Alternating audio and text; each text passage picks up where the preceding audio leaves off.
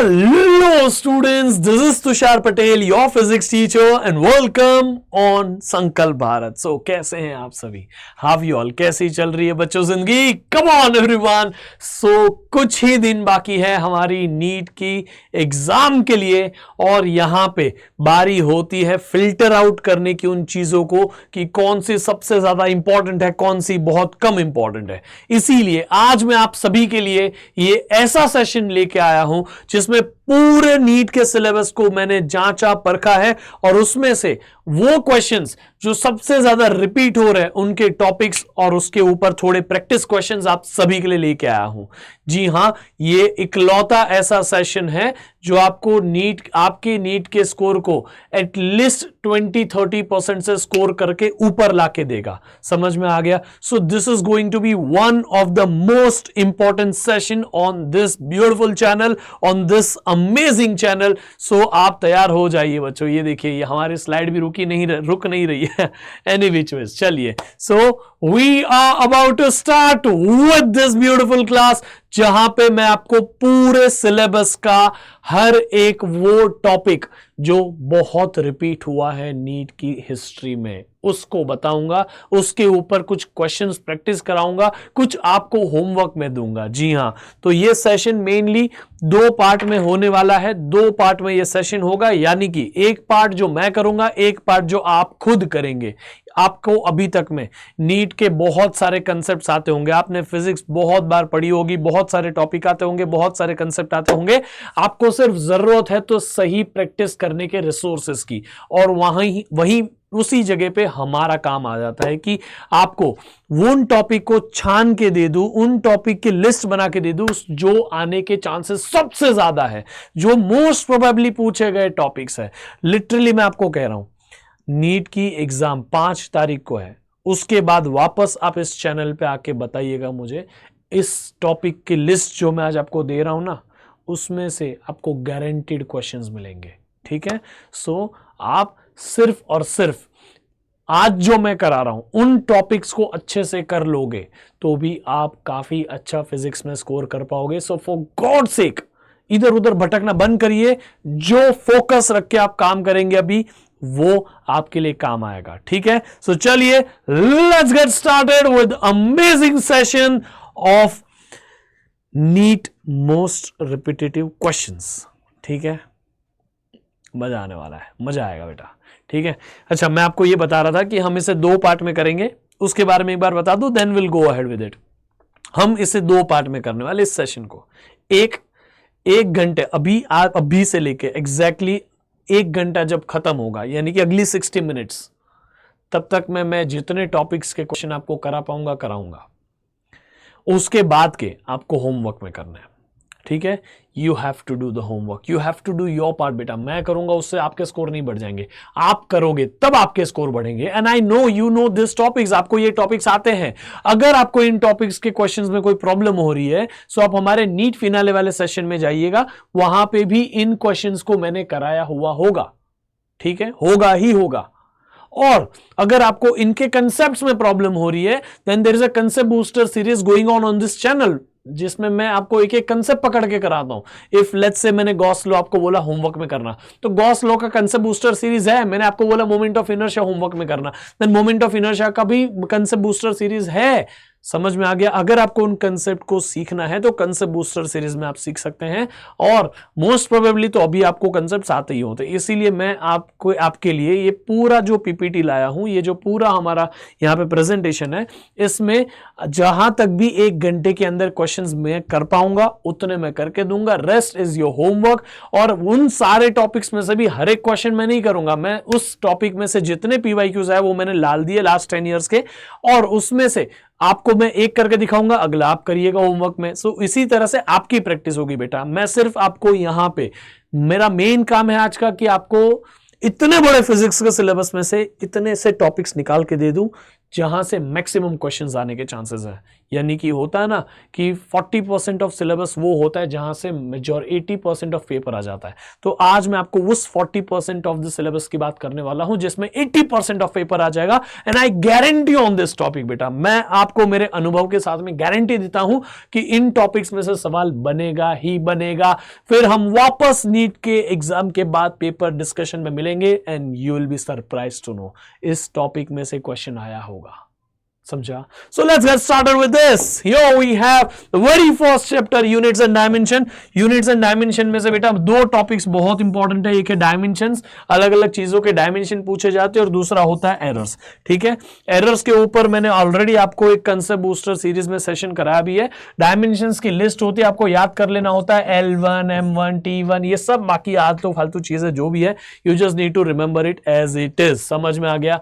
Current के dimension को याद रख लेना, फिर आपको हीट के डायमेंशन को याद रख लेना है, म्यू नॉट के डायमेंशन को याद रख लेना, एप्सिलॉन नॉट के डायमेंशन को याद रख लेना, रिडबक्स कांस्टेंट के डायमेंशन को याद रख लेना। देन आपको चार्ज का डायमेंशन भी पता होना चाहिए। देन आपको इसके अलावा लेटेंट हीट का डायमेंशन पता होना चाहिए।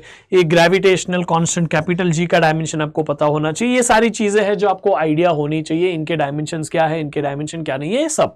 ठीक है, बाकी आई होप आप मेरे से ज्यादा स्मार्ट हो ही इस चीज में कि भाई ये पकड़ लेना है, ये पता होना चाहिए। ठीक है, any choice, let's go for the questions. और हम यहाँ पे बेसिक बातें करें तो errors in measurement which are arises due to unpredictable fluctuations, जो आपने प्रेडिक्ट नहीं किए थे, जो आपको पता ही नहीं था कि हो सकता है, वो होते हैं रैंडम एरर्स बेटा। इंस्ट्रूमेंटल एरर इंस्ट्रूमेंट के प्रॉब्लम्स की वजह से होते हैं। पर्सनल एरर हमारी प्रॉब्लम्स की वजह से होते हैं, हम करते हैं उन गलतियों को जिसकी वजह से होता है। लीस्ट काउंट एरर्स वो होते हैं बेटा कि वो आप जो भी स्केल यूज कर रहे हो वो स्केल उससे छोटा रीडिंग ले ही नहीं सकती, लेकिन हमें जरूरत है उससे छोटे रीडिंग की, वो कहते हैं हम least count errors. Any which veg एक और सवाल कर लेते हैं। ऐसे सवाल 2 बार पूछे गए पिछले 10 साल में, जरूर करिएगा। ऐसे सवाल बहुत ट्रिक से हो जाते हैं। ए की जगह 1% डाल दो, बी की जगह 2% डाल दो, सी की जगह 3% डाल दो, डी की जगह 4% डाल दो। चलो कम ऑन एवरीवन, तो हम यहां पे डायरेक्टली अप्लाई करें ट्रिक और आंसर निकालें। 2 into 1 2 प्लस यहां पे बी की वैल्यू है 2 और उसमें हाफ, तो half into 2 gives you 1, plus C की वैल्यू है 3, 3 into 1/3 अगेन गिव्स यू 1। फिर D की वैल्यू है 4, 4 into 3 12, तो आपको यहां पे आ गया 12। This gives you the correct answer है 16। हो गया ना इजी? तो यही तरीका होता है, मल्टीप्लिकेशन हो या डिवीजन हो, आप जस्ट आंसर में एडिशन करोगे। एरर्स हमेशा ऐड ही होते हैं, errors are always additive in nature. याद रहेगा कि नहीं? चलो एनी विच वेज, चलो let's go ahead guys, let's go ahead.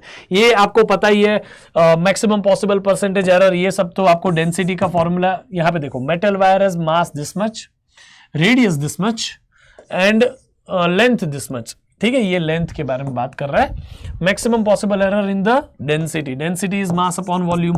Volume को लिखो, क्योंकि वायर ऐसा है, सिलिंड्रिकल वायर है, तो ये पाई आर स्क्वायर उसका एरिया और लेंथ उसका ये रहा, तो mass upon pi r square L.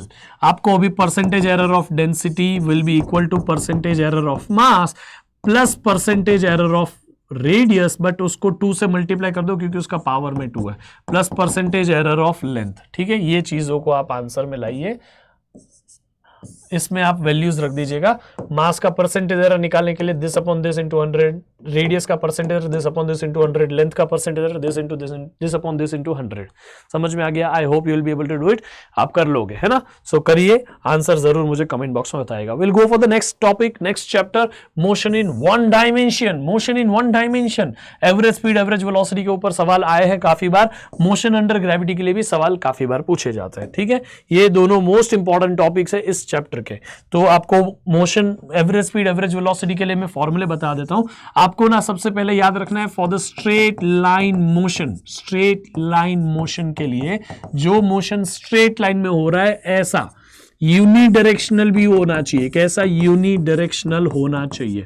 Unidirectional और स्ट्रेट लाइन मोशन में एवरेज स्पीड और एवरेज वेलोसिटी सेम होती है। एवरेज स्पीड को हम ऐसे लिखते हैं, एवरेज वेलोसिटी को हम ऐसे लिखते हैं, बार दे दिया, बस समझ में आ गया। ये दोनों सेम होता है।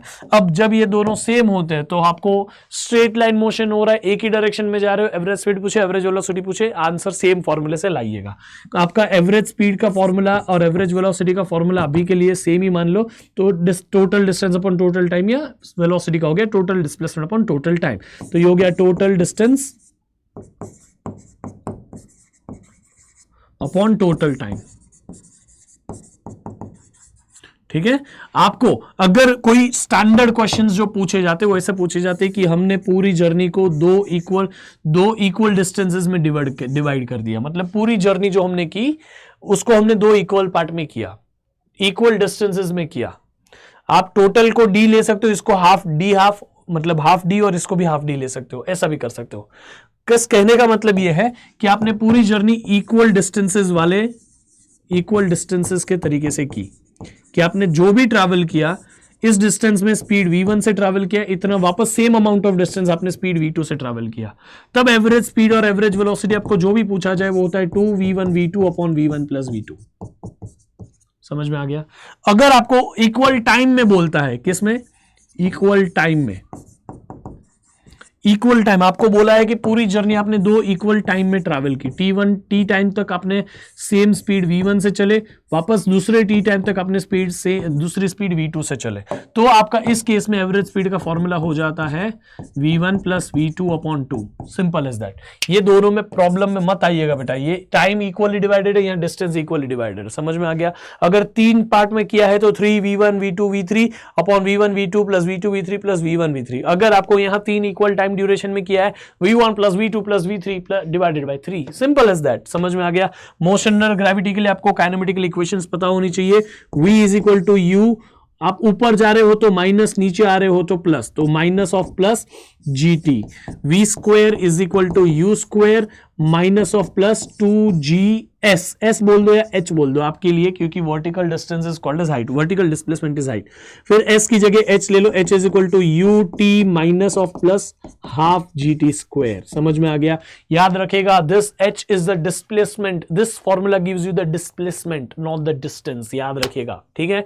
Come on everyone. सो ये थोड़ा बेसिक हो गया। Now let's go for the question. A vehicle travels half of the distance, पूरी जो भी जर्नी थी उसका हाफ ऑफ द डिस्टेंस उसने ट्रैवल किया विद स्पीड v, और दूसरा half of the remaining distance, यानी कि आधा ट्रैवल कर लिया तो आधा ही बचा, तो remaining half is travel with speed 2v। यहां पे उसने 2v स्पीड से ट्रैवल किया। Now you need to understand कि मैं दोनों इक्वल डिस्टेंसेस तो है, तो 2v1 v2 upon v1 plus v2, this is the kind of question that NEET is asking you. Okay, so यहां हम कर लेंगे 2v इंटू 2v, ये हो गया, v2 की जगह भी 2v और अपॉन v1 प्लस v2, तो v plus 2v 3v।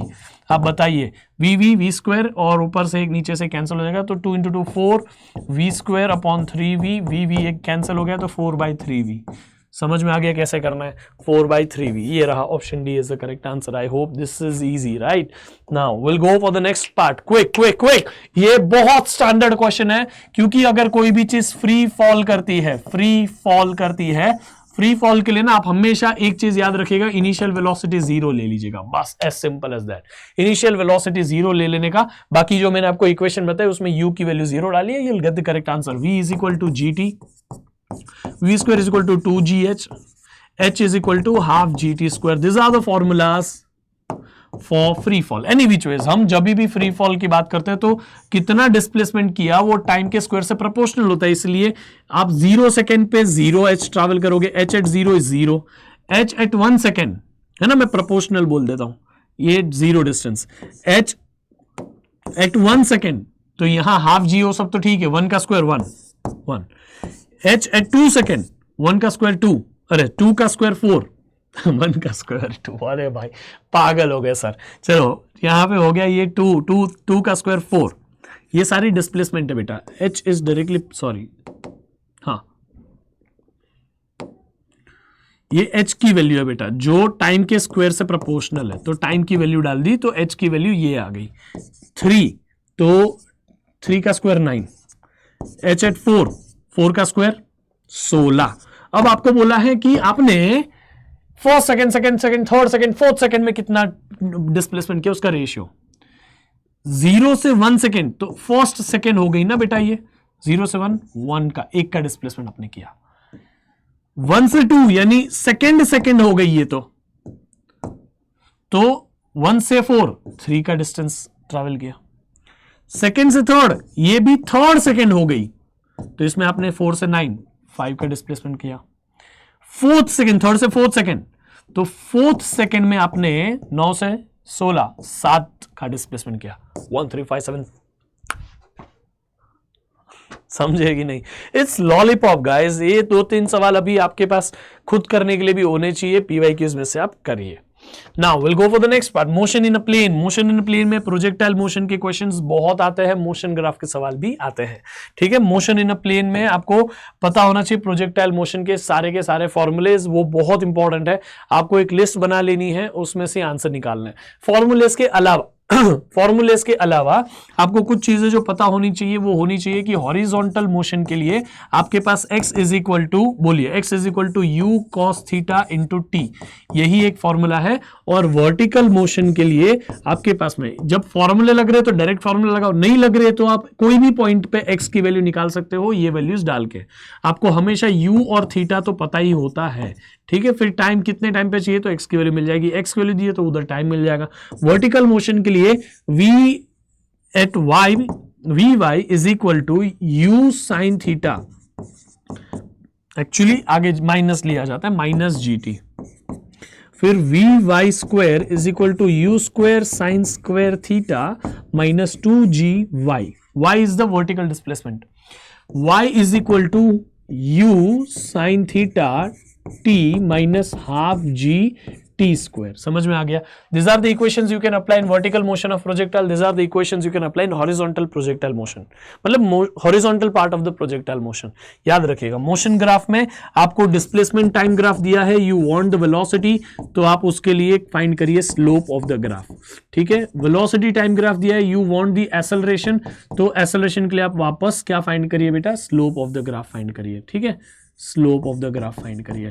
Then अगर आपको एक्सेलरेशन टाइम दिया है, वेलोसिटी चाहिए, तो आप area under the curve find करिए, जहां तक का एक्सेलरेशन, जहां तक की वेलोसिटी चाहिए वहां तक का। वेलोसिटी टाइम ग्राफ से डिस्प्लेसमेंट चाहिए तो वापस आप एरिया अंडर ग्राफ फाइंड करिए। समझ में आ गया? So this are the different techniques जिससे आपका आंसर काफी आसान हो सकता है। Now will go for the next part. Questions क्या है? A ball is projected with the velocity of 10 meter per second. Ball की वेलोसिटी कितनी है? 10 मीटर्स पर सेकंड। ये नीट का लेवल बता रहा हूं मैं, ऐसा नहीं है कि भाई मैं आपको जानबूझ के ऐसे सवाल ले रहा हूं, नहीं, this is the question asked in NEET. जानबूझ के ये सवाल दे रहा हूं ताकि आपको पता चले कि आपको बर्डन लेने की जरूरत नहीं है। NEET can sometimes surprise you, not sometime, NEET will always surprise you with easy question. समझ में आ गया? NEET is going to surprise you with easy questions. So please इस पे फोकस जरूर करिएगा। ये आपका वेलोसिटी है 10 meter per second at an angle of 60 degree with direction, its speed is highest point. Okay, with the vertical direction, यहां पे देखो दिया है, तो हमारे पास एक तरीके से ये हॉरिजॉन्टल हो गया, वर्टिकल हो गया। Now the speed we have is 10 meter per second, 10 meter per second, इसको u ले लेते हैं, and it is making vertical के साथ में 60 डिग्री बेटा, तो this is going to make 60 degree. याद रखिए इस चीज को। Now will go ahead, 60 degree यहां बना रहे, हम हॉरिजॉन्टल के साथ याद रखना चाहेंगे तो इसको 30 ले लो। तो अब आपको पता है कि if this projectile happens at highest point, ये हाईएस्ट पॉइंट हो गया ना बेटा, ये सबसे हाईएस्ट पॉइंट है। हाईएस्ट पॉइंट पे there is only horizontal velocity, तो v का एक कंपोनेंट होगा v cos theta, sorry u का एक कंपोनेंट होगा u cos थीटा, और एक होगा u sin थीटा। तो u cos थीटा और u sin थीटा की जब बात कर रहे हो तो u cos थीटा यहां रख दो, ये है u cos थीटा ही यहां होगा सिर्फ, तो u cos थीटा, चलो यहीं पे बता दो ना, u की value 10 into cos 30, cos 30 is √3/2, you'll get the correct answer। समझ में आ गया? √3/2 करोगे तो option a is going to be the answer. याद रहेगा? कम ऑन, बाकी के थोड़े बहुत आप ट्राई कर सकते हैं। मैं आपको बता देता हूं कि सेम हाइट से जब आप लॉन्च करोगे, वापस सेम हाइट तक वापस आ जाओगे, तो वेलोसिटी यहाँ u जो थी और यहाँ v, ये u और v दोनों इक्वल है, बस they are opposite in direction. तो उसमें भी आपको और डिटेल में बात करूं तो इसमें दो वेलोसिटीज थी, आगे जाने वाली और ऊपर जाने वाली। ये हो गई गई यहाँ 2i, ये हो गई 3j। तो यहाँ नीचे जाने वाली वेलोसिटी यानी कि आगे जाने वाली और नीचे आने वाली, तो ऐसे ऊपर जाने के लिए आगे और ऊपर था, ऐसे आने के लिए आगे और नीचे, आगे जाने वाली 2i तो अभी भी रहेगी, नीचे आने वाली -3j हो जाएगी। समझ में आ गया? तो 2i - 3j is going to be the correct answer, option D. समझ में आ गया? इजी है। अब आपको याद भी रखना है, मैंने आपको अभी फॉर्मूला दिया x = u cos theta into T, है ना। आपको यहां से क्या समझा बेटा, ये जिसकी भी हॉरिजॉन्टल वेलोसिटी, u हॉरिजॉन्टल है ना ये, तो वो ज्यादा होगी, उसका x भी ज्यादा होगा, x यानी वो ज्यादा डिस्प्लेसमेंट करेगा। तो हॉरिजॉन्टल वेलोसिटी सबसे हाईएस्ट है 3 की, फिर 2 की, फिर 1 की। बाकी आप ये सवाल खुद कर लीजिएगा, ठीक है। Let's go for the next question. अगला सवाल आप खुद कर लीजिएगा, बाकी मैं इसके ऊपर डिस्कशन अभी नहीं करना चाहूंगा। मोशन ग्राफ के ऊपर सवाल है। मोशन ग्राफ के ऊपर सवाल क्या है, आपको जानबूझ के ये सवाल लिया जाके इसमें हर एक चीज आप पता कर रहे हैं। This is the velocity time graph, इस चीज को भूलना मत, ठीक है। यहां हम ऊपर जा रहे हैं अप टू 2 सेकेंड्स, फिर नीचे आ रहे हैं अप टू 3 सेकेंड्स, फिर वापस सेम ही स्लोप से नीचे जा रहे हैं अप टू 4 सेकेंड्स, फिर वापस ऊपर जा रहे हैं अप टू 6 सेकेंड्स। समझ में आ गया? ये टाइम का ग्राफ है। हाईएस्ट हमने जो वेलोसिटी रखी है वो 5 मीटर पर सेकेंड रखी है, और लोएस्ट जो रखी है -5 मीटर पर सेकेंड रखी है। इसमें एक चीज समझिएगा, जब आप पॉजिटिव डायरेक्शन में हो, यानी वेलोसिटी पॉजिटिव है, यानी आप फॉरवर्ड जा रहे हो, याद रखिएगा, ठीक है। कंसेप्ट है। आप जब नेगेटिव डायरेक्शन में, मतलब आप नीचे हो, नीचे इस एक्सिस के नीचे हो, तो वेलोसिटी की वैल्यू नेगेटिव होगी obviously.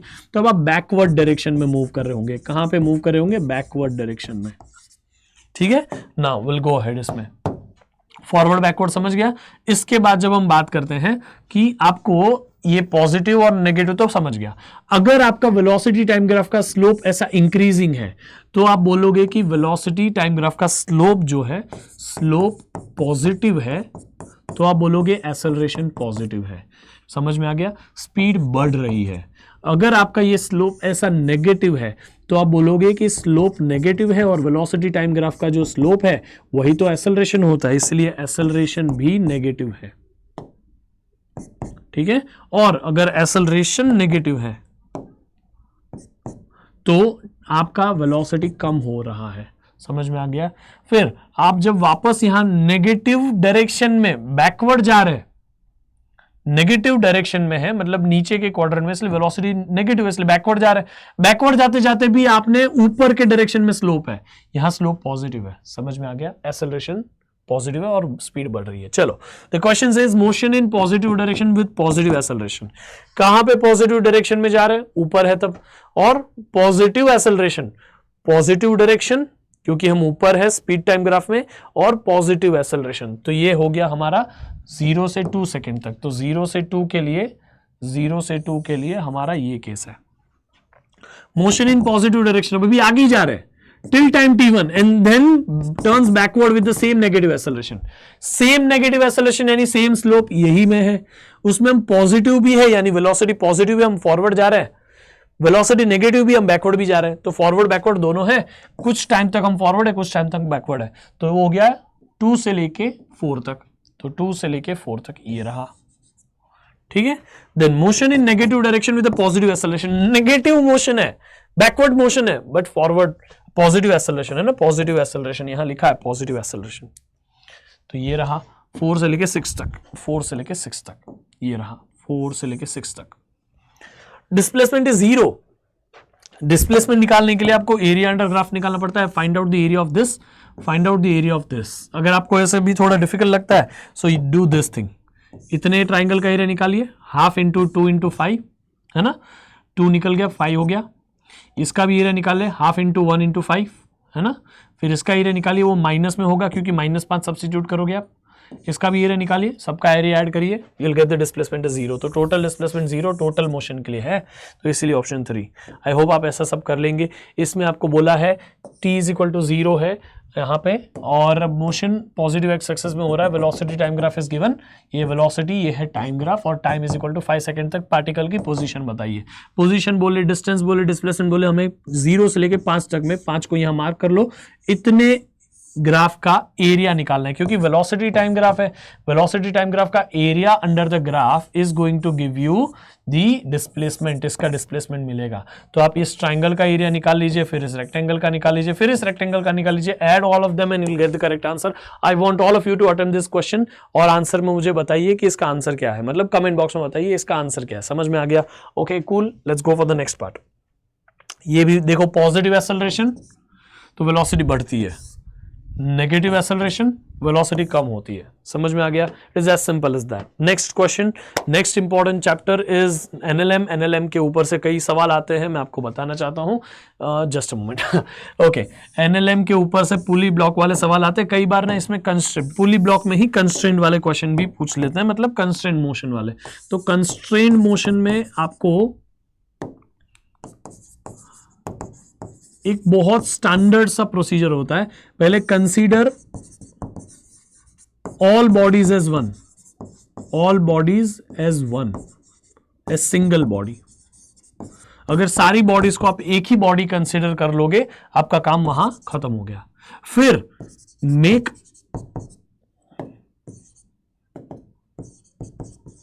Free body diagrams of every body, या तो ईच बॉडी, तब आपका आंसर आना चालू होगा। दोनों केसेस में आपको डी एलिमेंट प्रिंसिपल बोलो, न्यूटन सेकंड लॉ बोलो, लगा देना है। समझ में आ गया? चलिए मैं आपको कुछ क्वेश्चंस के साथ बताता हूं। हियर इज द क्वेश्चन, यहां पे बोला है two bodies of mass 4 kg and 6 kg are tied to the ends of massless string passes over a pulley with the frictionless surface. Frictionless है ये पुली, फ्रिक्शनलेस है। The acceleration of the system. Okay, सबसे पहले हमारे पास यहाँ एक block है, यहाँ पे भी एक ब्लॉक है। ये ब्लॉक सादा वेट का है, तो ये हम सोच रहे हैं कि पूरा मोशन डाउनवर्ड डायरेक्शन में होगा। इस ब्लॉक का वेट क्या होगा? 6 इंटू ग्रेविटी, है ना। और इस ब्लॉक के ऊपर यहां रस्सी का टेंशन होगा T, क्योंकि वही रस्सी यहां पे भी आ रही है तो इसमें भी टेंशन T ही होगा। और इस ब्लॉक का जो वेट होगा वो होगा 4 इंटू G। समझ में आ गया? अब आपको कंसीडरेशन में ऐसा रखना पड़ेगा कि क्योंकि ये हैवी, हम नीचे जा रहे होंगे विद एक्सेलरेशन A, तो ऑब्वियसली जितना ये नीचे जाएगा उतना ही ये रस्सी ऊपर चढ़ेगा, क्योंकि एक ही रस्सी है।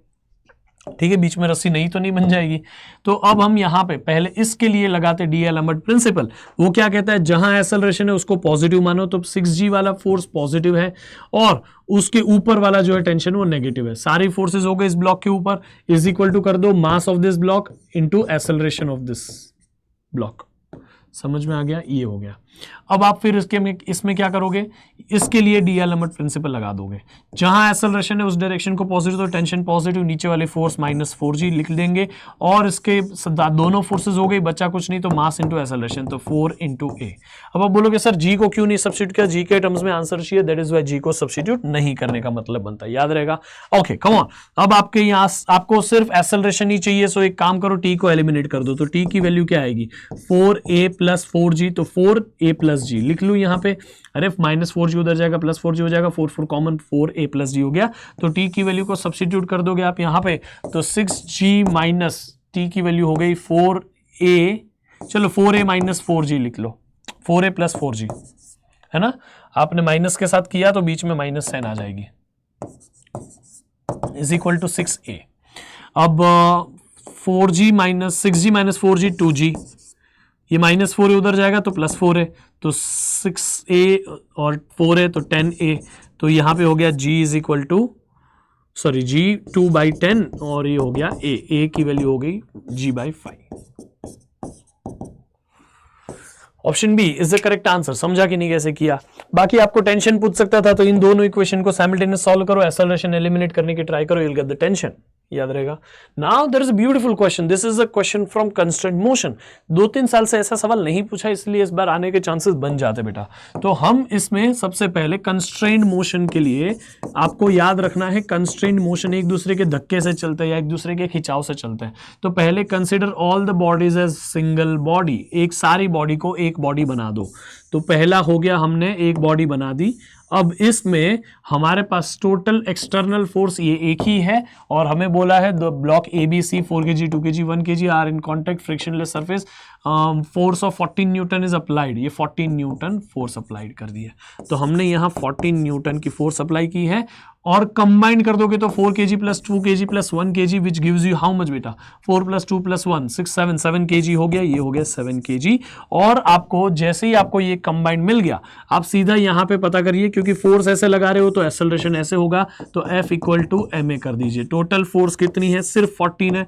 ओके, आपने मास की वैल्यू कितनी लेनी है, 17 लेनी है, सॉरी 7 लेनी है, और एक्सेलरेशन a, तो एक्सेलरेशन कितना हो गया बेटा, 7 और 14, ये हो गया 2 से कट, तो acceleration is 2 metres per second square. ठीक है, नाउ ये एक्सेलरेशन मिल गया। Now this is the acceleration with which entire system is moving, यानी first body is also moving with the same acceleration, second body is also moving with the same acceleration, and third body is also moving with the same acceleration. सबका acceleration same होगा, क्योंकि सब लोग एक दूसरे के धक्के से ही तो आगे बढ़ रहे हैं। समझा कि नहीं समझा? Now will go ahead. अब हम क्या करेंगे, हमें पूछा क्या है, the contact force between A and B, A और बी के बीच में कॉन्टेक्ट, ए भी बी को टच कर रहा है तो उसके ऊपर फोर्स लगेगा, बी ए को टच कर रहा है तो वो उसके ऊपर फोर्स लगा, तो बी ए के ऊपर जो फोर्स लगा रहा है ना, वो हमारे लिए निकालना इजी है। क्यों? क्योंकि बी के लिए अगर मैं बी का ही फ्री बॉडी डायग्राम बनाना चाहता हूं, मैं आपको रीजन भी समझाना चाहता हूं बेटा, so that you know the concept. B का फ्री बॉडी डायग्राम बनाइए, बी के ऊपर ए फोर्स लगाएगा, ये हो गया contact force between A and B, है ना, और बी के ऊपर सी की वजह से भी कॉन्टेक्ट फोर्स आएगा, contact force between A and C. B के ऊपर ये दोनों फोर्सेस और दोनों नहीं पता, हमें कुछ तो पता होना चाहिए आंसर निकालने के लिए, that is why will find the free body diagram of body ए।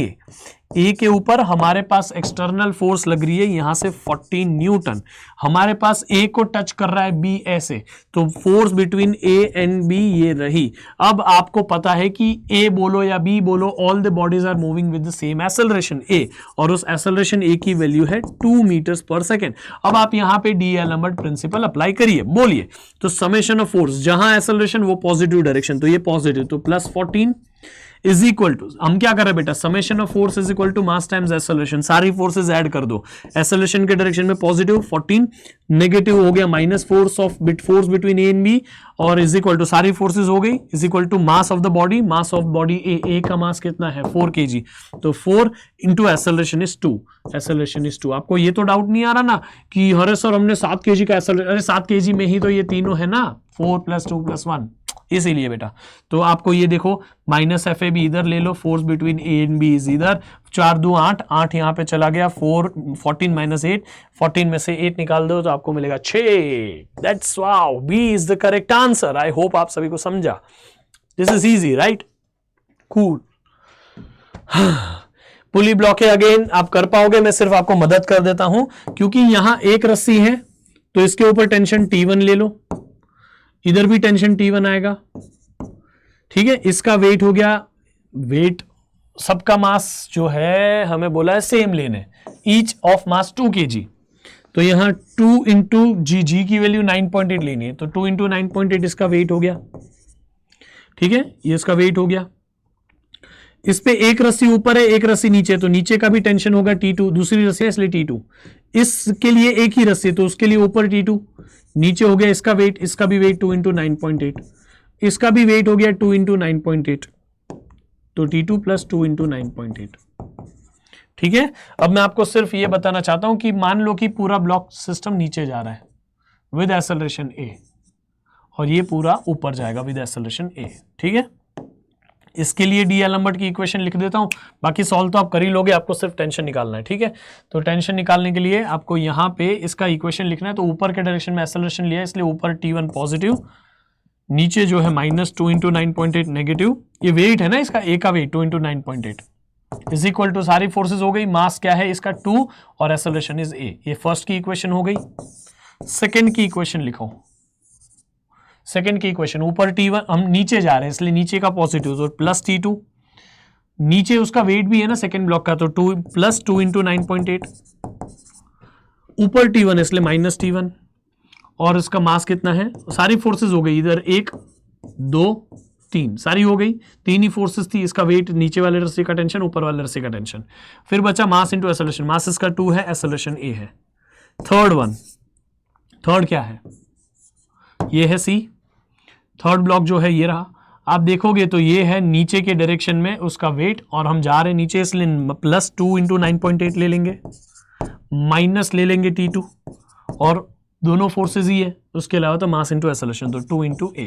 आप इसको सॉल्व करिए आपस में, you will get the value of tension in between B and C, तो T2 की वैल्यू आपको चाहिए।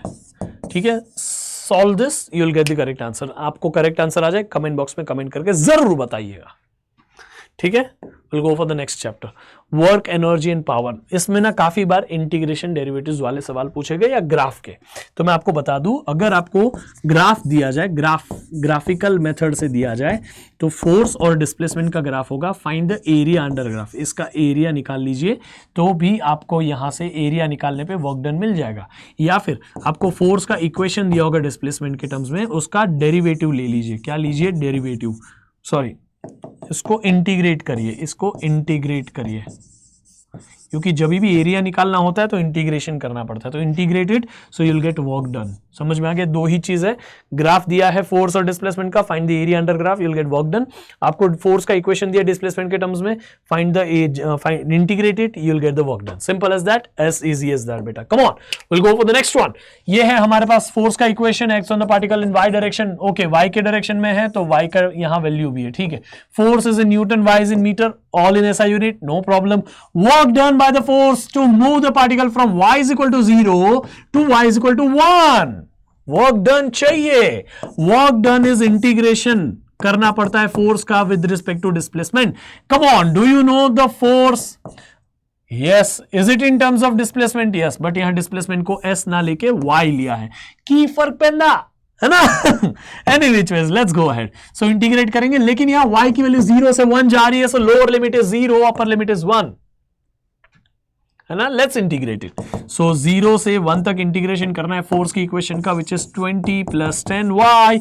इसका इंटीग्रेशन करना है with respect to dy, that is going to give you the work done. Let's do integration directly. यहां पे हो गया 20y प्लस ये हो गया 10, तो 10y स्क्वायर अपॉन 2। इंटीग्रेशन में पावर बढ़ाते हैं, फिर डिवाइड बाई सेम पावर कर देते हैं। ठीक है, एनी विच वेज, चलो तो ये हो गया हमारा इंटीग्रेशन, और हमें लोअर लिमिट 0, अपर लिमिट 1। हम ना हमेशा याद रखे, लोअर लिमिट 0 होता है तो अच्छा पड़ता है, क्योंकि अपर लिमिट से ही काम हो जाता है। तो 1 की वैल्यू y में सब्स्टिट्यूट करो, फिर इसमें भी सब्स्टिट्यूट कर दो, तो हो गया 20 plus 10/2 which gives you 25। 10/2 is 5, that's why work done is 5 joule. बोल दो ना यार, 525 जूल। समझ गया? इजी है, ऐसे ही सवाल आते हैं आते हैं आते हैं आते हैं। समझ में आ गया? अब कुछ चैप्टर्स के क्वेश्चन फास्ट फॉरवर्ड कर दे। वैसे मोमेंट ऑफ इनर्शिया का कंसेप्ट मैंने कंसेप्ट बूस्टर सीरीज में कराया है, please go through that. Okay, you will be able to do it बेटा। Come on, centre of mass और रेडियस ऑफ गायरेशन इसके ऊपर आता है। आप ना मोमेंट ऑफ इनर्शिया याद रख लो, जिसकी भी मोमेंट ऑफ इनर्शिया, जैसे रिंग के लिए मोमेंट ऑफ इनर्शिया कितनी होती है, सेंटर से पास होता हुआ mr², तो इसका k²/r² बोल दो, तो वो होता है 1। और आप इसका के रेडियस ऑफ गायरेशन का वैल्यू जो है ना, इसमें से, इस फॉर्मूले में से बेटा मास हटा दो, स्क्वायर रूट ले लो। मास हटा के स्क्वायर रूट ले लोगे तो सिर्फ r बचेगा। ठीक है, ये हो गया रिंग। डिस्क के लिए आपको पूछा जाए तो डिस्क के लिए मोमेंट ऑफ इनर्शिया कितनी होती है? Come on everyone, please tell मी।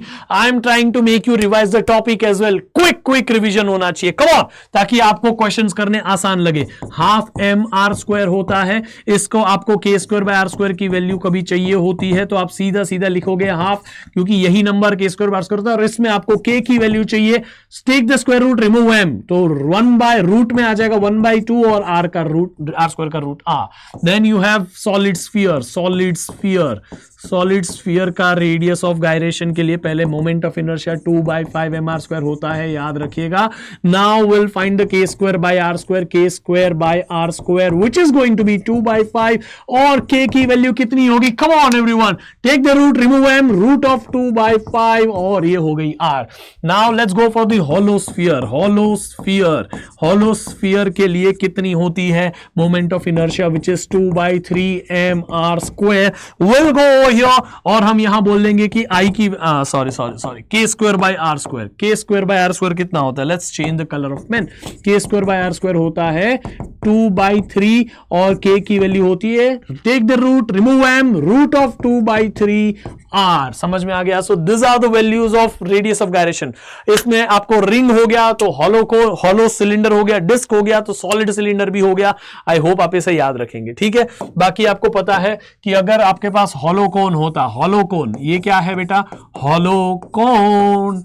इसके लिए moment of inertia about this centre, सब सेंटर वाली एक्सिस है बेटा, इसमें आपको डायग्राम ऑलरेडी याद होने चाहिए। If you don't know this concept तो please go and watch the moment of inertia का कंसेप्ट बूस्टर, इसमें मैंने ये दोनों चीजें करा दी है। That's a surprise for you. Okay, now any more, no surprise any more. Okay, चलो एनी विचेस, कौन के लिए होता है डिस्क के जितना 1/2 mr², ठीक है। आर इज दिस रेडियस बेटा। अगर आपको बोल दे सॉलिड कोन, सेम है, सॉलिड कोन है, सेम एक्सिस के अबाउट मोमेंट ऑफ इनर्शिया बोल दे तो वो हो जाती है 3/10 mr² बेटा। You have to learn this things. Okay, solid cone है बेटा, पूरा अंदर से भरा हुआ है, डायग्राम के लिए मत इतना मेरे को बोलना, ठीक है। एनी व्हिच वेज, रॉड के लिए, रॉड एक रॉड है, सेंटर से एक्सिस पास हो रहा है तो आप बोल दोगे m/12l²। That's as simple as that. I hope आपने रिवाइज कर लिया यूं यूं यूं यूं करके। मजा आ जाता है, मजा आ जाता है, फिजिक्स है ही ऐसा। चलो any which ways, let's do the questions. Okay, ऐसे सवाल आपको बहुत अलग अलग तरीके से पूछे जा सकते हैं। ये अभी यहां पे ना बोला है शेल है, आपको बोल देंगे रिंग लो, आपको बोल देंगे डिस्क लो, आपको बोल देंगे solid sphere low, anything can become the question. Okay, तो आपको यहां पे शेल के साथ करना है। शेल जो होती है उसके लिए moment of inertia about an axis passing through the centre होती है 2/3 mr², याद रखिएगा। And then there is a parallel axis theorem. आपको अगर ये शेल के इस एक्सिस से मोमेंट ऑफ इनर्शिया चाहिए तो आप सबसे पहले कौन से एक्सिस से मोमेंट ऑफ इनर्शिया आपको पता है, इस एक्सिस से, जिसकी वैल्यू IC होती है और IC की वैल्यू होती है m2/3 mr², याद रखिएगा। नाउ आपको मोमेंट ऑफ इनर्शिया चाहिए अबाउट दिस एंड, यहां इस एक्सिस से मोमेंट ऑफ इनर्शिया चाहिए, इसको IO बोल दो। एक्सिस जिससे मोमेंट ऑफ इनर्शिया पता है, एक्सिस जिससे मोमेंट ऑफ इनर्शिया पता करनी है, अगर ये दोनों पैरेलल है तो we apply parallel axis theorem. Yes, you are my student if you know this, right. So will go over here, इन दोनों के बीच में distance is equal to radius, तो distance is equal to radius, IO is equal to IC plus MD²। बेटा I know कि आपको already शायद इस एक्सिस के अबाउट पता हो, but my job is to make you understand the concept as well. Okay, चलो let's go ahead, come on.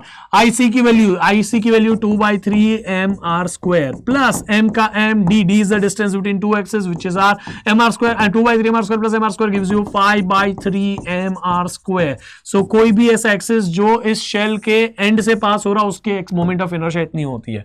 Now this is a shell, ये एक्सिस उसके सेंटर से पास हो रहा है, ये वाला है, तो फर्स्ट वाले के लिए, फर्स्ट शेल के लिए ये रहा moment of inertia. Second shell ये रही जिसके एंड से एक्सिस पास हो रहा है, द सेम केस एंड वाला, उसकी मोमेंट ऑफ इनर्शिया रही ये I सेकेंड के लिए, ये रही I2। थर्ड शेल ये रही जिसमें भी उसके एंड से ही तो पास हो रहा है, अरे इस एंड से वो इस एंड से, क्या फर्क पड़ता है यार, आपको इसका मिरर इमेज ले लो कि सेम बन जाएगा। सो थर्ड के लिए भी यही है। तो total moment of inertia will be because of 1, because of 2, because of 3, और 1 की वजह से 2/3 mr², mr² हटा दो, कॉमन ले लिया पहले से क्योंकि सब में mr² है, प्लस यहां पे सेकेंड के लिए क्या है 5/3, सेकेंड वाले के लिए 5/3 हमने निकाला, प्लस थर्ड वाले के लिए, थर्ड की मोमेंट ऑफ इनर्शिया, थर्ड भी तो वही है, सो वो भी 5/3 ही होगा। And here we get the moment of inertia. नहीं समझा? Okay, anyways ways I hope आपको याद रहेगा। This is the easy thing बेटा। ओके, ये ऐसे सवाल पूछे जाते थे पहले, अभी कम कर दिया, बट एनीवेज वेज आपको पता होना चाहिए देयर इज अ डिस्क और उसके सेंटर पे यहां पे हमने इतना डिस्क हटा दिया, इतना मास हमने हटा दिया, इतना हमने छेद कर दिया, जिसका रेडियस ये r/2 हो गया और पूरे का रेडियस जो है वो r है, ठीक है। तो रेडियस हाफ कर दिया, तो रेडियस का एरिया के साथ रिलेशन होता है स्क्वायर का, तो एरिया 1/4 हो गया, 1/4 एरिया निकल गया, हाफ रेडियस निकाला यानी 1/4 एरिया निकाला यानी मास भी 1/4 निकाला। रिमूव्ड मास इज 1/4, ये है m रिमूव्ड, समझ में आ गया। तो आपको अभी मैं ये आपको सिर्फ हिंट दे रहा हूं, आपको बताना है, ठीक है। आपको इस एक्सिस से मोमेंट ऑफ इनर्शिया चाहिए, you want the moment of inertia about this axis. ये डिस्क है, डिस्क का IC का वैल्यू होता है mr²। अब ये एक डिस्क ही थी जिसको निकाल दिया, उसका मोमेंट ऑफ इनर्शिया निकालो, I ऑफ रिमूव्ड डिस्क निकालो।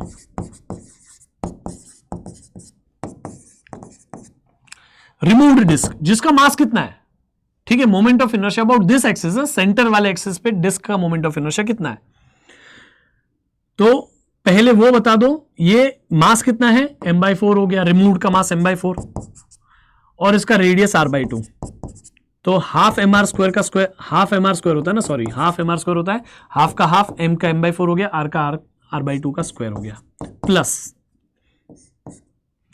प्लस हमें ये एक्सेस के अबाउट थोड़ी मोमेंट ऑफ इनर्शिया, पूरे के पूरी चीज को हमें इस एक्सेस के अबाउट रोटेट करना है, इसलिए हमें इतना डिस्टेंस md स्क्वायर ऐड कर देना पड़ेगा, and this distance is also r/2, तो यहां m/4 हो गया which is the mass of this part, और उसका d स्क्वायर जो होता है, सॉरी md स्क्वायर होता है ना, IO is equal to IC plus md square, तो d है r/2, तो r/2 सॉरी r/2 सीधा होगा, md स्क्वायर नहीं होता, half IO is equal to IC plus md square, हाँ सॉरी स्क्वायर है, अरे यार स्क्वायर कर दिया, ये पार्ट निकालो, ये आंसर में से सबट्रैक्ट कर दो, IC माइनस I रिमूव्ड, ये हो गया टोटल मोमेंट ऑफ इनर्शिया, ठीक है, कर लोगे, cool, will go for the next part. 10 kg and okay, चलो इजी है, 10 kg 20 kg, एक है 10 kg का और एक है 20 kg का, दोनों कनेक्टेड है two ends of the rigid rod of the length 10 centimetre, दोनों के बीच में लेंथ है 10 मीटर की, लेंथ इज 10 मीटर, यानी कि distance between both them is 10, negligible mass है इस रॉड का मास नहीं लेना है, चलो और अच्छी चीज हो गई, बोला है distance between the centre of mass from the 10 kg से सेंटर ऑफ मास, तो ये पार्टिकल 1 हो गया, ये पार्टिकल 2 हो गया, दो ही पार्टिकल का सेंटर ऑफ मास निकालना है, तो एक काम करिए x निकाल लीजिए, मैं x के टर्म्स में बोल रहा हूं, तो x centre of mass is equal to m1x1 plus m2x2 upon m1 plus m2, बेटा सीधा ये कर दीजिए, हमेशा ऐसा करिए। अब आप बताइए यहाँ पे बेटा, पहले मास की वैल्यू 10 kg इंटू उस मास का उसी पॉइंट से, यहीं से तो हमें चाहिए, यही पॉइंट, इसी पॉइंट से हमें चाहिए पोजीशन ऑफ सेंटर ऑफ मास, इसी पोजीशन, इसी मास का इसी पॉइंट से वैल्यू है डिस्टेंस 0 प्लस m2 की वैल्यू 2 kg, 2 है कि 20 है, 20 है, तो ये 20 kg इंटू इस मास का इस पॉइंट से वैल्यू है 10, इन मीटर्स ही दिया ना, हाँ, upon m1 plus m2, 10 plus 20 30, do this and answer आ जाएगा आपका 200 डिवाइडेड बाय 30, 0 0 गया 20/3, ये रहा ऑप्शन ए। समझा, सेंटर ऑफ मास के बहुत आसान से सवाल पूछे गए, ऐसे ही आप ये होमवर्क में करिएगा, आपको यहाँ पे x एक्सिस, y एक्सिस और z एक्सिस के लिए निकालना है, मैं आपको इसका कोऑर्डिनेट बता दूं, 0i plus 0j plus 0k, इस कोऑर्डिनेट के लिए है 2i प्लस k, तो लेने की जरूरत है क्या, नहीं k नहीं लेना है बेटा, ठीक है, x और y में ही लेना है, तो 0j, ये हो गया बेटा 0i प्लस 2j, ठीक है। अब आपको सेंटर ऑफ मास निकालना है, डाउट आ रहा है, x कोऑर्डिनेट अलग निकालो, y अलग निकालो, x के पीछे i डाल दो, y के पीछे z डाल दो, y के पीछे j डाल दो, ठीक है, तो भी आपका आंसर आ जाएगा। x COM निकाल लो, m1x1 plus m2x2 upon m1 plus m2 से, y COM निकाल लो, m1y1 plus m2y2 upon m1 plus m2, तो आप इन दोनों कोऑर्डिनेट के पीछे i और j डाल देना, आपका आंसर आ जाएगा, ठीक है। आई होप आपको समझा। ऐसा ही सवाल रेडियस ऑफ गायरेशन के लिए भी है, रेडियस ऑफ गायरेशन के लिए 2023 में सवाल पूछा था, इसीलिए मैंने इस टॉपिक को भी बताया आपको। सॉलिड स्फीयर का radius of gyration, solid sphere का IC की वैल्यू होती है 2/5 mr स्क्वायर, हाँ, mass m, radius r and radius of gyration of the hollow sphere, hollow ये सॉलिड स्फीयर है, हॉलो स्फीयर है, बताओ हॉलो स्फीयर का रेडियस ऑफ गायरेशन क्या होता है, IC is equal to 2/3 mr square. अब आपको रेडियस ऑफ गायरेशन, ये IC की वैल्यू है, तो रेडियस ऑफ गायरेशन चाहिए इसका सॉलिड स्फीयर का, तो आप क्या कर दोगे, remove m, take the root of 2/5r, ठीक है, और यहां क्या कर दोगे, k ऑफ हॉलो स्फीयर, तो क्या कर दोगे, take the root, remove m, root of 2/3r, ठीक है, इन दोनों को डिवाइड करके आंसर दे दो, तो आंसर जो है आपका रूट में आएंगे कुछ तो वैल्यूज, ठीक है, डू दिस, इतना तो आप कर ही सकते हैं, हाँ कि ना, come on. We'll go for the next part, which is acceleration due to gravity. Acceleration due to gravity का फॉर्मूला होता है G is equal to capital G capital upon R square on the surface of the earth. On the surface of the earth. बेटा इसको याद रखिएगा, on the surface. Then second is at height h. At height h. अगर आपको height पे g का formula चाहिए तो g at height h is capital G capital M upon r plus h the whole square. इसके अलावा आपका g h अपॉन g का फॉर्मूला हो जाता है आपको r plus h the whole square upon r का स्क्वायर। ये जब h is very very large compare to radius of, sorry हाँ यही है, h is very very large compare to radius of the earth. एक और फॉर्मूला है when h is almost, h is comparable, या तो मैं ऐसा बोल सकता हूं h is very very small. मैं इसको ना वेरी वेरी लार्ज नहीं बोल देता हूं, मैं बोल देता हूं कि h is comparable with radius of the अर्थ। ठीक है, h सफिशिएंट होना चाहिए। अब अर्थ का रेडियस है 6400 किलोमीटर, अगर हम 2 किलोमीटर ऊपर बताओ हाइट पे, तो ऐसे केसेस में 2 kilometre is very very less compare to the radius of the earth which is 6400 kilometre. तो ऐसे केसेस में आप सिंपली ये फॉर्मूला लगाओगे कि जब आपको बोल दिया कि 3600 किलोमीटर पे बताओ, 5000 किलोमीटर पे हाइट के बताओ जी की वैल्यू, तब h और r कंपेरेबल है, लेकिन h is very very less than r होगा, तो आपको g h will be equal to g. ये g को डिनोमिनेटर में भी ला सकते हो, तो यहां डिनोमिनेटर में लिख सकते हैं 1 माइनस 2h बाय आर, याद रहेगा आपको। इसके लिए एक और चीज को भी याद रखना है कि as we go above the surface of the earth gravity acceleration due to gravity decreases. ठीक है, इसको ग्राफ को लास्ट में बताता हूं। Now the next thing is at depth, third one. ठीक है, थर्ड वन के लिए हमारा formula g is equal to, हमारा यहां capital G capital M upon r minus D square का फॉर्मूला नहीं चलता है, क्योंकि यहां m डैश लेना पड़ता है which is the mass after cutting down that much amount of mass, जो आप जितनी डेप्थ पे हो ना वो। तो इसलिए हम यहाँ पे small g at depth d is equal to लेते हैं g, यहां पे हम ले लेते हैं g rho pi r minus D. ठीक है, एक बार मैं याद करके वेरीफाई कर लूं बेटा, ये क्या है, g m की value rho pi 4/3 g rho pi r, ये 4/3 g rho pi r minus D, this is the formula. Yes, अब आपको याद रखना है इसको, और इसमें आप जितना डेप्थ पे जाओगे उतना d कम हो, उतना d जो है बढ़ेगा, r माइनस डी कम होगा और अल्टीमेटली जी डी कम हो जाएगा। और इसके लिए आपको जी डी अपॉन जी का एक ही फॉर्मूला है which is 1 minus D by R, याद रखना है इस चीज को। और आप इसके लिए कोई भी पॉइंट ऑफ टाइम पे लगा सकते हो, जितना नीचे जाओगे उतना जी कम हो जाएगा, उतना आपका वेट कम हो जाएगा। This is at depth. ये फॉर्मूलेज आपको याद रहने चाहिए। ग्राफ आपको जो है एक्सेलरेशन ड्यू टू ग्रेविटी का with respect to the distance small R, आपको फॉर्मूला बता देता हूं। ये centre of the gravity, centre पे जो होते हैं at centre of the earth पे, आप अर्थ के इतने नीचे आ चुके हो कि डेप्थ की वैल्यू और रेडियस की वैल्यू इक्वल हो चुकी है, तो d becomes equal to r, तो 1 माइनस 1 अपॉन 1 माइनस 1 0, तो जी डी की वैल्यू 0, d की वैल्यू r माइनस r 0, तो आंसर जी डी की value 0, G at centre is 0, तो सेंटर पे जी 0 होता है। फिर आप जितना डी कम करते जाओगे, सरफेस पे जाओगे, डी की वैल्यू बढ़ेगी, या फिर सरफेस पे हो सेंटर की तरफ जाओगे, जी की वैल्यू कम हो जाएगी। फिर सरफेस से ऊपर जाओगे, हाइट पे जाओगे, जी की वैल्यू वापस कम हो जाएगी, लेकिन नॉन लीनियरली। समझ में आ गया? G is maximum on the surface of the earth, g is maximum on the surface of the earth. हमारे सरफेस पे जी की वैल्यू मैक्सिमम है, नीचे जाओगे तो भी कम होगी, ऊपर जाओगे तो भी कम होगी, नीचे जाओगे तो लीनियरली कम होगी, जितना गए उतनी, ऊपर जाओगे तो नॉन लीनियरली कम होगी, जितना गए उससे 2 गुना, एटलीस्ट 2 गुना। समझ में आ गया? आई होप आपको समझा। ठीक है, सो इसके ऊपर सवाल आपको बता देता हूं। ये रहा आपका सवाल जो पूछा भी था, ये स्टैंडर्ड क्वेश्चन आपको याद भी होना चाहिए।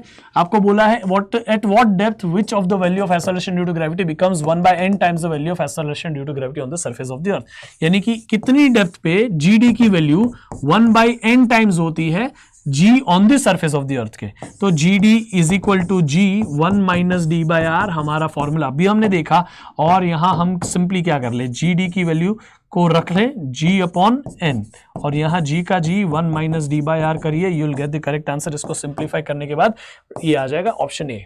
सिंपल है, कर लो, एक बार ट्राई करो, खुद आपको थोड़ा बहुत करना पड़ेगा बेटा। मैं हर एक चीज आपको स्पून फीडिंग करूंगा, it will not help you out. Body का वेट है 25 ग्राम, वेट का वेरिएशन और जी का वेरिएशन सेम ही होता है। 200 न्यूटन हो गया weight on the surface of the earth, on the surface है। How much it will be half way down the earth, okay half way गए हो तो G D is equal to ji 1 minus D by r, यही कर देना है। आप depth कितनी गए हो, हाफ ऑफ द रेडियस पे, तो आपको यहां पे मास मल्टीप्लाई कर दो दोनों side. This is weight at depth, this is weight on the surface, हो गया simple, 1 minus D by R, इससे कर लो, डी की वैल्यू डाल दो r बाई टू, तो r बाई टू और r कैंसल, तो 1 बाई टू बचा, 1 minus 1 by two is again 1 by two, तो वेट भी हाफ हो गया, वेट ये जो है 200 का हाफ 100 हो गया। समझ में आ गया? So d is the correct answer. I hope आप ऐसे सवाल कर पाओगे, ठीक है। बाकी मैंने आप सभी के लिए, because we are just making this session for 1 hour, और ये सेशन का गोल ही ये था कि मैं आपको वो इंपॉर्टेंट टॉपिक्स दूं, ठीक है, ताकि आप जो आपको आता है इतना सारा, उसमें से उन टॉपिक्स को प्रैक्टिस कर पाओ। It is not out of कि हम आपको पूरा नहीं कराना चाहते, हमने कई सारे बैचेस में, परिवर्तन में, इसमें, न्यूट्रॉन में, बहुत सारे जगह पे आपको पढ़ाया है, सिखाया है। So now just one task is for you.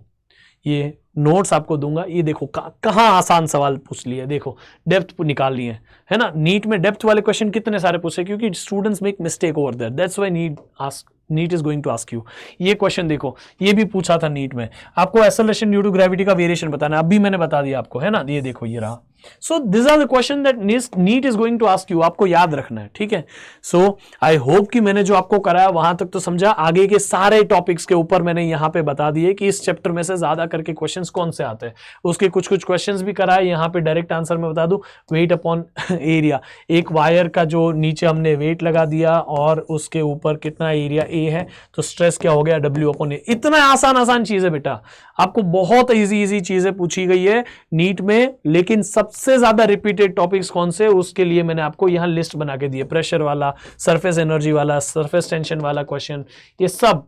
फिर आप देखोगे थर्मोडायनेमिक्स में प्रोसेसेस वाला क्वेश्चन, तो आप देखो ये आइसोकोरिक प्रोसेस, आइसोबैरिक प्रोसेस, है ना।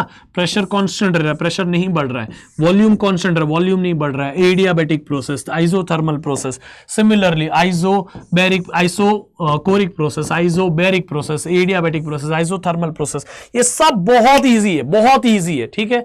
आई होप कि आप इन सारी चीजों के ऊपर जो क्वेश्चन है वो करोगे। आरएमएस स्पीड इस टॉप चैप्टर में से, then this chapter is SHM के क्वेश्चन बहुत ज्यादा है। एसएचएम के ऊपर ये क्वेश्चन तो मैंने आपको उसमें भी करा था, इन दोनों में ही वेव फंक्शन है, सिर्फ इन दोनों के आपको ले लेने हैं वैल्यू। साइन और कॉस, पाई बाई 2 का फेज डिफरेंस है, इसलिए root of a square plus b square plus 2ab cos theta, उसमें कॉस थीटा की वैल्यू 90 डिग्री आएगी, क्योंकि इसमें साइन है, इसमें कॉस है, तो a square plus b square is the answer. देखो ये सब हमने किया हुआ है, समझ में आया। So I request all of you कि प्लीज इस चीजों को अच्छे से करिएगा, आपको बहुत हेल्पफुल होने वाला है ये मेरा नोट्स जो मैं आपको देने वाला हूं। इसके ऊपर से क्वेश्चन जरूर करिएगा, आपको लिस्ट मिल जाएगी कि कौन से सबसे मोस्ट इंपॉर्टेंट और most repeated topics out of NEET. समझ में आ गया? So that you can practice and you can master the exam NEET. I hope कि आप सभी नीट में बहुत अच्छा परफॉर्म करेंगे। पूरा नोट्स आपको दे दूंगा। This is of 123 pages, logic gates के question, amazing things, okay, amazing thing है ये। देखो बहुत बढ़िया बढ़िया है आपको। देखो ये सारे चीजें तो मैं दे ही रहा हूं, क्वेश्चंस कौन से रिपीट होते हैं, डायोड के क्वेश्चंस, ये सब कुछ मैं आपको दे रहा हूं। लेकिन इसके अलावा अगर आपको कोई ऐसा कंसेप्ट है जो नहीं आता, तो कमेंट करके मुझे बताइए। I will make the concept booster series में उसके ऊपर detail session. Concept booster series में मैं उसके ऊपर वो कंसेप्ट को पूरा अच्छे से एक्सप्लेन करके उसके क्वेश्चंस भी आपको कराऊंगा, ठीक है। So that's the challenge for you. आप सभी को मैं ये चैलेंज देता हूं, complete all this questions and I guarantee you कि आपका स्कोर नीट में कम से कम 120 के ऊपर ही होगा। आई गारंटी यू, सिर्फ इतना करवाने के बाद 120 के ऊपर आपका स्कोर होगा। So are you taking this as a challenge? Do it now. मिलते हैं फिर अगले क्लास में, तब तक के लिए bye bye, see you and take care.